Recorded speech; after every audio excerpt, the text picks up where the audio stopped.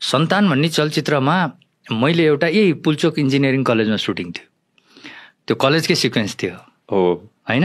त्यहाँ मैले हर्डिङ बोर्ड थियो, बाइक उडाएर त्यो बोर्डलाई फोडेर उता निक्लिनु पर्ने थियो। यो भन्दाखेरि सजिलो जस्तो लाग्यो तर यो रिस्की थियो। किन रिस्की थियो भने त्यो बोर्ड नफोडिन्जेल ल्यान्डिङ देख्दैन। हाम्रो आँखाले देखेपछि सेन्सले काम गर्छ, आँखाले पक्रिन्छ नि होइन जमिन। हाम्रो स्टन्टमा बहुत थाहा हुन्छ र सबैसँग भइरहेको हुन्छ, आँखाले पक्रिन्छ जमिन, होल्ड गर्छ। जस्तै कि एउटा खुट्टा टेकेर उभिन सकिन्छ तर दुईटा आँखा बन्द गर्नु त सकिन्न होइन, अफ ब्यालेन्स हुन थाल्छ।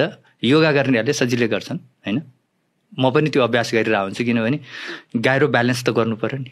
त्यो चलचित्रमा त्यो सिन थियो पुल्चोकको, त्यसमा मैले त्यो हर्डिङ बोर्ड फोडेर बाइक उडाएर त्यो फोडेर उतापट्टि निक्लिन्छु। करिब 12-15 फिट हाइट माथि थियो बोर्ड र त्यो फोडिसकेपछि उता जाँदाखेरि धन्न केही पनि भएन, तर त्यो एकदमै रिस्की थियो। हामीसँग सेफ्टीको चिजहरू कहिले पनि केही पनि हुँदैन।